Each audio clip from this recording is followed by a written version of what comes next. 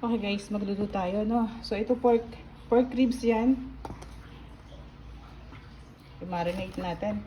Lagyan natin ng paminta.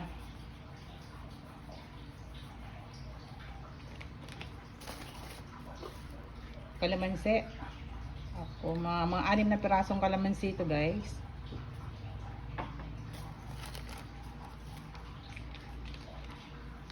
Lagyan natin ng paprika.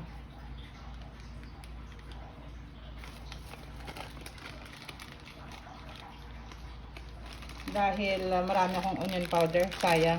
So maglalagay akong onion powder. Tumitigas na kasi.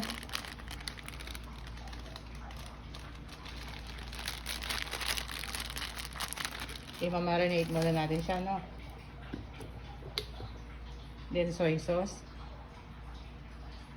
Tatansyahin nyo yung soy sauce, makikita nyo sa kulay niya kung sapat na.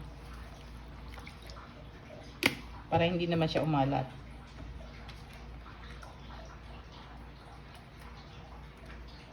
Then oyster sauce.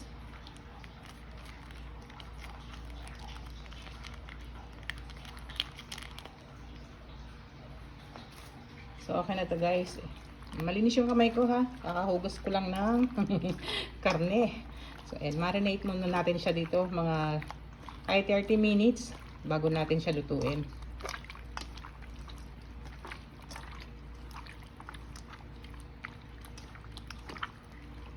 Okay, so maglalagay tayo pala ng bawang, no? Samahan na natin siya ng garlic. So, kalahati lang ng pinitpit kong bawang yung nilagay ko yung kalahati. So, mamaya ako gagamitin yung tira.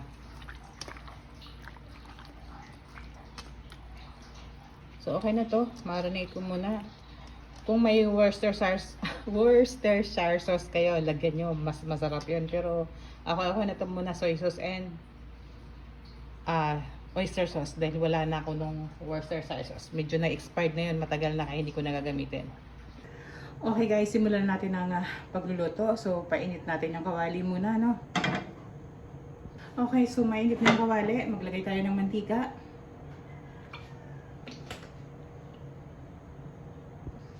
Okay guys, pag mainit na yung mantika, unahin natin itong patatas at carrots. Bahagi natin siyang i-prito muna.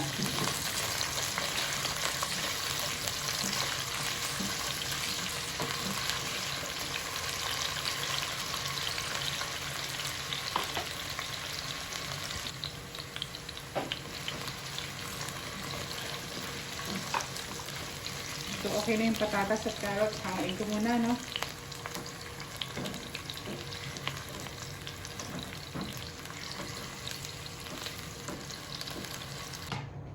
So, okay na itong mantika na ito guys. Then, i-sear muna natin yung spare ribs. Then, hindi natin sasama yung sauce.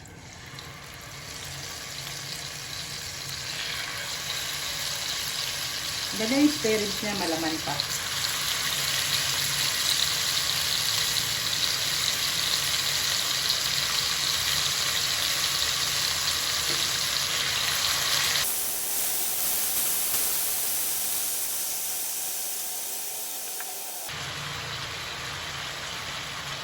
So ito hindi ko itatapon, no? Kaunti lang naman siya pero gagamitin ito mamaya.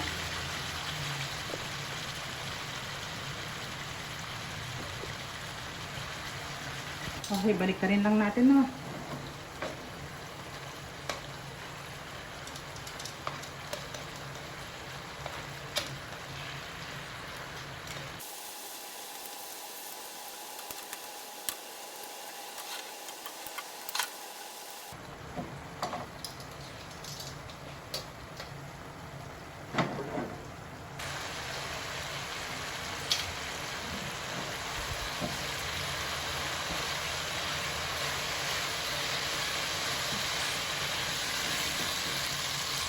Babalik natin dito sa babalik ko muna.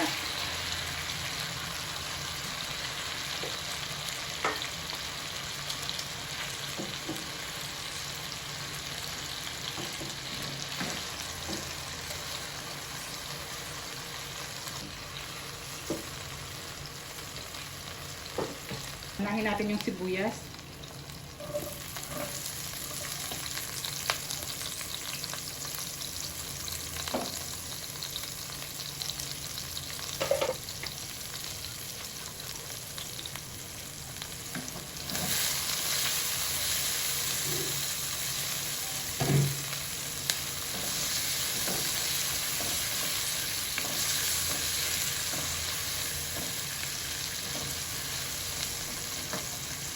Maraming sibuyas para mas masarap. Ang sarap sana ng sibuyas pagka yung matagal na lutuan, guys.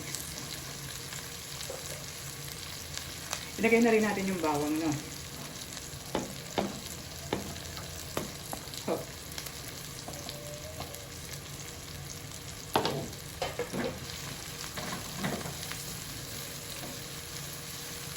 ay, mga 10 seconds lang. Okay na yan. Hintayin lang natin na yung aroma, yung magbago lang yung kulay ng bawang.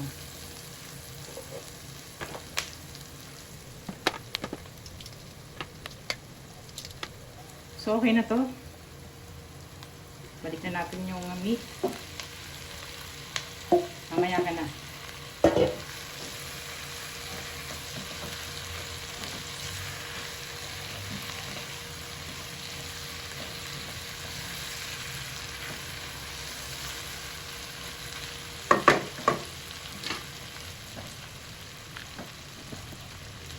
Okay guys, maglagay tayo ng tomato paste. Yung small sachet lang yan.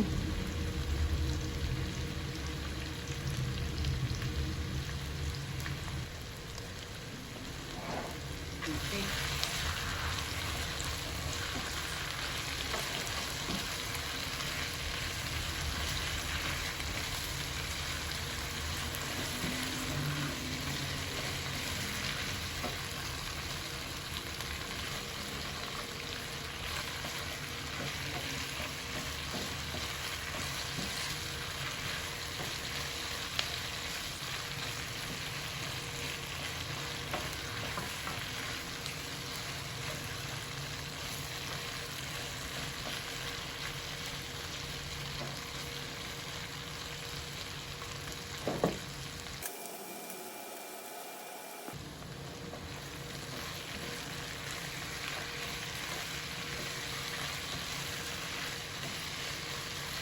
Okay na to, no? So, ito yung sauce niya na pinagmarinadan ko. Lagay natin yung Sprite. Inubos ko yung mismo. Isang mismo. So, sa ganito guys, mas mapapalambot natin ang gusto yung karne.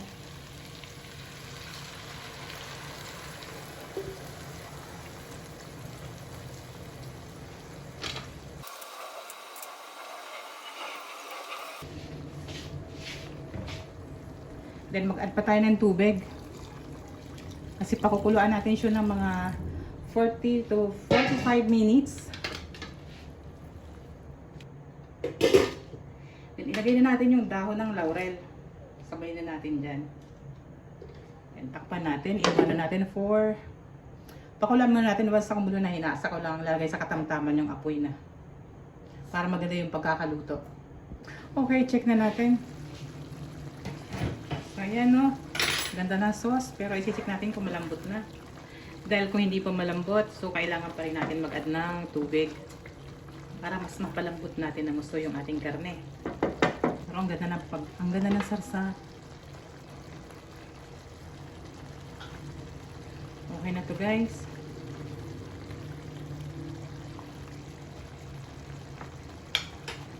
Pero mag-add pa rin tayo ng kaunting sabaw. Okay, para mas mapalambot pa natin ang gusto. Then ilagay na natin yung patatas at carrots.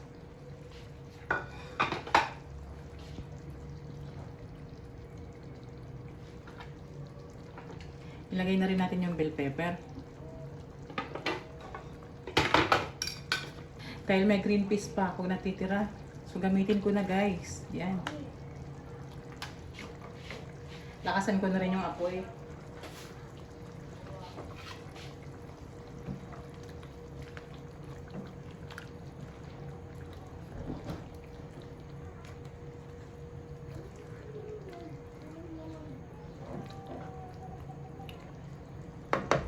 So, titikman natin kung okay na yung lasa, no?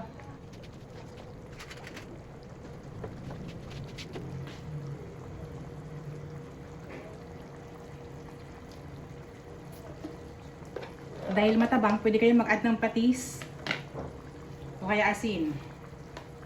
So, asin ang ilalagay ko.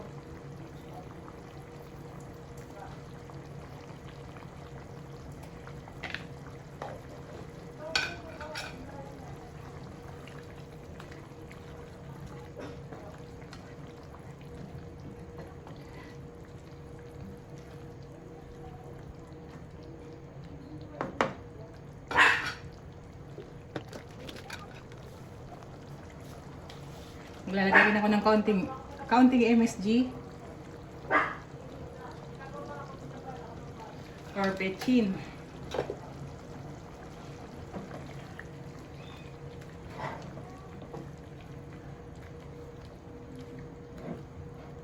Okay, pakuluan lang natin to hanggang sa maluto at medyo lumapot pa yung sarsa. Ang sarap. Okay, takpan natin guys.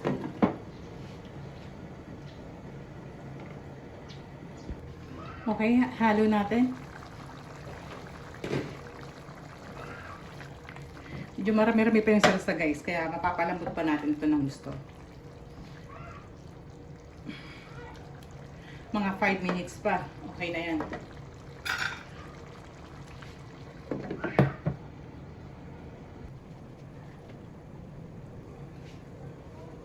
Okay.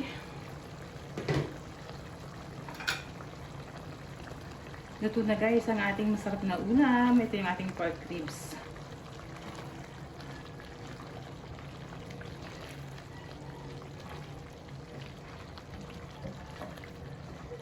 Okay, patuyo-tuyuin pa natin ng bahagya, no? Marami-rami pa yung sarsa.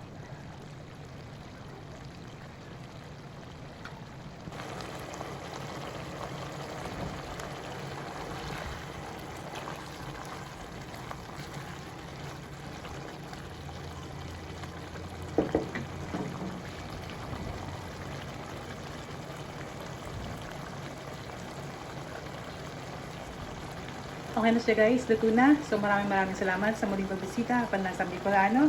So sana nagustuhan niyo yung ating recipe sa ngayon, no? Yan yung ating pork ribs recipe. Ayan, no? Malambot na malambot yung pagkakaluto. At okay, saktong-sakto lang yung lasa. Hindi siya maalat at medyo manamis-namis ng konti. Ayan, okay. So masarap kumain to pag mainit ang ulam at kanin, no? Diba? Kakain na.